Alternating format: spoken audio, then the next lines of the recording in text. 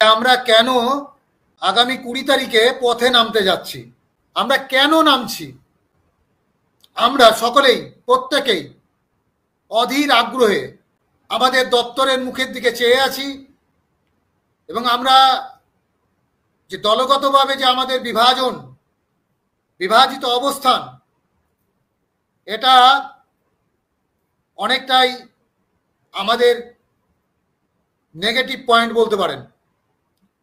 সেই দিক থেকে আমরা বহুধা বিভক্ত ছিলাম, এখন সেই জায়গায় দাঁড়িয়ে আমরা এখন দ্বিধা বিভক্ত। সুতরাং একটা সংগঠন, সরকারি সংগঠন, সরকারের পক্ষে কথা বলছে, সরকারের সঙ্গে নেগোশিয়েট করে কথা বলা কথা, আর একটা সংগঠন সরাসরি পার্শ্ব শিক্ষকদের স্বার্থ নিয়েই কথা বলছে। এই আর একটি সংগঠন যারা কথা বলছে তারা আপনারা নিশ্চয়ই বুঝতে পারছেন, সমগ্র শিক্ষা বাঁচাও মঞ্চ নামে একটি মঞ্চ তৈরি হয়েছে, যে মঞ্চে আমরা চারটি সংগঠন এবং তার সঙ্গে সঙ্গে আমাদের সর্বশিক্ষা মিশনের অফিস কর্মচারী যারা রয়েছেন তারা যুক্ত আছেন সরাসরি। সুতরাং এই জায়গায় দাঁড়িয়ে আমরা মনে করি যে আমরা আমাদের যে অবস্থান, সেই অবস্থানটা সঠিক জায়গায় আছে, এইটুকু বলতে পারি আমরা। জয় পরাজয়, আন্দোলনের সফলতা বিফলতা, লড়াইয়ের সফলতা বিফলতা, এগুলো থাকতেই পারে, থাকবে, অবশ্যই থাকবে। বিফল হলাম বলেই যে আন্দোলন থেকে বিমুখ হয়ে যাব তেমনটাও না, সফল হলাম বলে আত্মঅহংকারে বুদ্ধমান হয়ে পড়বো তেমনটাও না।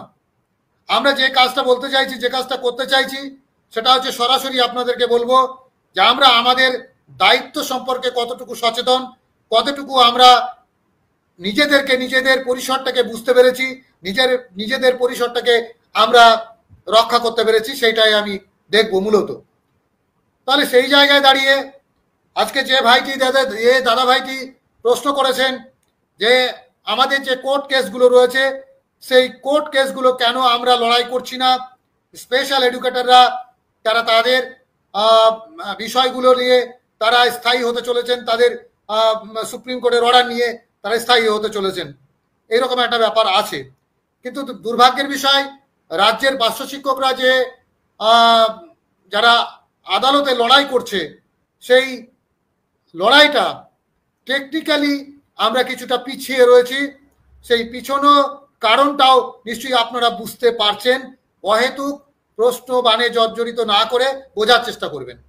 আমরা যে বেতনটা পাই আর যেভাবে আমরা লড়াইটা করছি, সেই লড়াইয়ের জায়গা থেকে আমরা রাজ্য সরকারের বা রাজ্য প্রকল্প দপ্তরের এত পয়সা, সেই পয়সার কাছে আমরা আন্দোলনগুলো, আমাদের আইনি আন্দোলনগুলো সেই জায়গায় সেই মতো করে দিতে পারছি বলে মনে হচ্ছে না।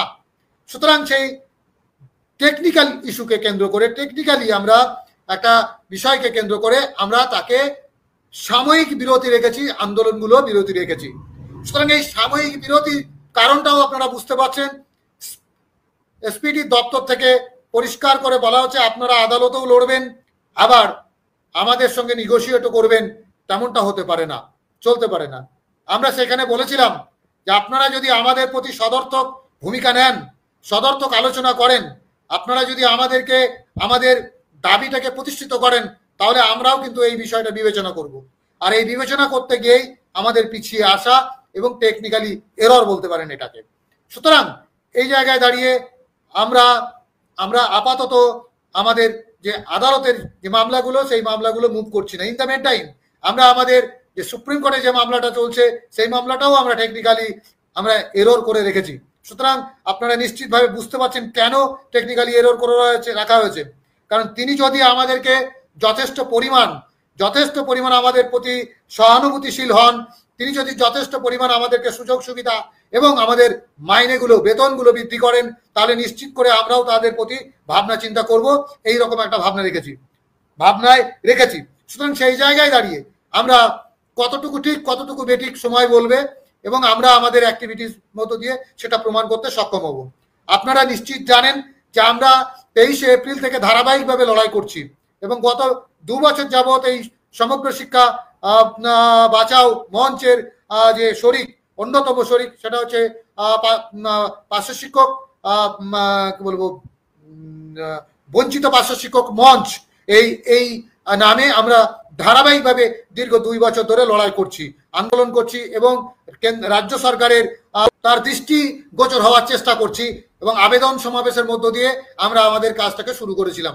কিন্তু এখনো পর্যন্ত আমরা রাজ্য সরকারের মুখ্যমন্ত্রীর কতটুকু দৃষ্টিগোচর হয়েছি সেইটা আমরা আমাদের মানে যে ফলাফল, সেই ফলাফলে এখনো পর্যন্ত আমরা কিছু দেখতে পাইনি।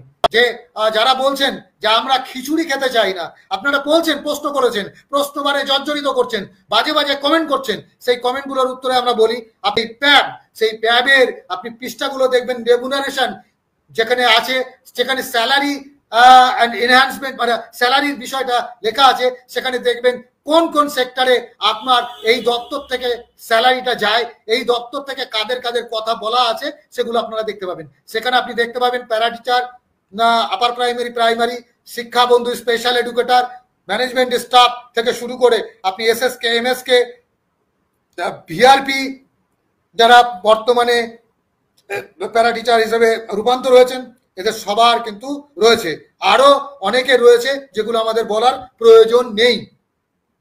তাহলে এক্ষেত্রে আমরা যখন বলছি যে অল ওভার, কারণ এইখানে আমাদের কিছু মানে কথা আছে, সেই কথাগুলো আপনাদেরকে আজকে একদম পরিষ্কার করে আমরা দেব, যে আমরা বলে দেবো যে আমরা কেন সমগ্র শিক্ষার সাথে যুক্ত সকলের বেতন বৃদ্ধিটা চাইছি।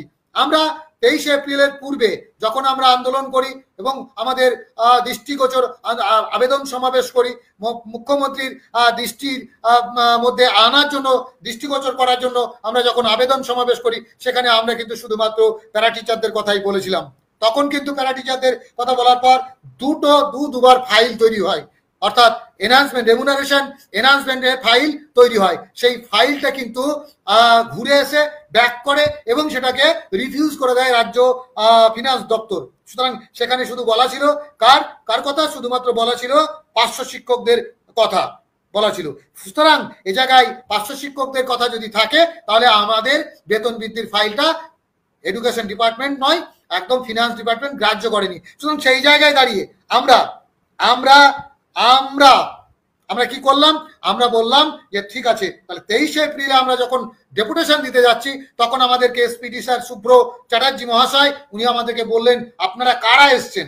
আমরা বললাম পার্শ্ব শিক্ষক সহ সমগ্র শিক্ষা অভিযানের সমস্ত সেক্টর থেকে আমরা আমাদের প্রতিনিধিত্ব নিয়ে এসেছি। তখন তিনি বললেন তাহলে আপনাদের ডেপুটেশনটা আমরা গ্রহণ করব, আপনারা সবার বেতন বৃদ্ধি চাইছেন তো।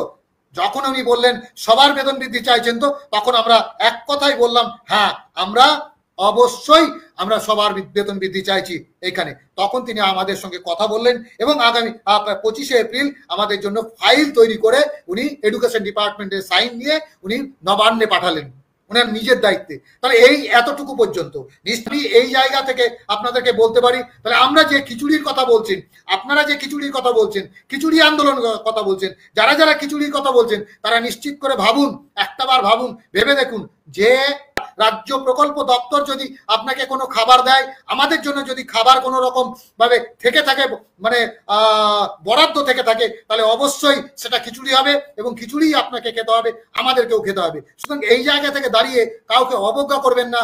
আগামী 20 তারিখে 20 আগস্ট আমরা আপনাদেরকে সমগ্র শিক্ষা পরিবারের সমস্ত পার্শ্ব শিক্ষক, শিক্ষা বন্ধু, স্পেশাল এডুকেটর, এসএসকে, এমএসকে, সমস্ত ধরনের স্টাফ মানে কর্মচারী সংগঠন, সমস্ত সর্বশিক্ষা অফিস কর্মচারী যারা আছেন, প্রত্যেককে আমরা আহ্বান করছি। এই আহ্বানের পিছনে একটি কারণ রয়েছে, এর পিছনে অনেকগুলো যুক্তি রয়েছে। কারণ আমরা জানি যে যখন পার্শ্ব শিক্ষকরা শুধু আন্দোলন করবে আর অন্যান্য সেক্টরগুলো বেতন বাড়বে, এটা চলতে পারে না, এটা হতে পারে না। সেই কারণেই আমরা পার্শ্ব শিক্ষক সহ সমগ্র শিক্ষার সাথে যুক্ত সকলের বেতন বৃদ্ধি চাইছি। সকলেই মানুষ, সকলের তাদের চলার ক্ষমতা, প্রত্যেকের ক্ষমতা থাকা উচিত, ক্ষমতা থাকা উচিত, কিন্তু তারা তা পাচ্ছে না, কেউ সংসারটা চালাতে পারছে না। আমরা যেমন সংসারটা চালাতে পারছি না, তারাও সংসারটা চালাতে পারছে না। আমরা রাজ্য সরকারের পরিবর্তনের জন্য আন্দোলন করতে যাচ্ছি না, আমরা কোনো রাজনৈতিক আন্দোলন করতে যাচ্ছি না, আমরা কোনো রাজনৈতিক নেতা তৈরি করতে যাচ্ছি না, আমরা আমাদের দাবিটুকু, হকের পাওনাটুকু, যেটা 2025 সালের এপ্রিলের 25 তারিখে ফাইল লঞ্চ করেছে, সেই ফাইলটাকে আমরা আমাদের এসপিডির মাধ্যমে, সুব্র চ্যাটার্জি স্যারের মাধ্যমে আমরা অর্থ দপ্তর থেকে মুখ্যমন্ত্রীর দরবার করে আমরা সেটাকে প্রকাশিত করতে চাইছি, অর্থাৎ আমাদের জিওটা প্রকাশ করতে চাইছি। জন্যই সমগ্র শিক্ষা বাঁচাও মঞ্চ। আপনি নিশ্চয়ই বুঝতে পারছেন আমরা কেন এই মঞ্চটা বানিয়েছি, কেন এই মঞ্চটা বানাতে বাধ্য হয়েছি। সুতরাং আমরা পরিষ্কার করে বলছি যে এই মঞ্চ আমরা বানাতে বাধ্য হয়েছি যাতে করে সুব্রবাবু, আমাদের এসপিডি স্যার, আমাদের বেতন বর্ধিত করার যে ফাইলটা, সেই ফাইলটা পরিষ্কার করে বের করে নিয়ে আসতে পারেন, নিয়ে আসতে বাধ্য হন। তার জন্যই আমরা সমগ্র শিক্ষা মঞ্চ বানিয়েছি।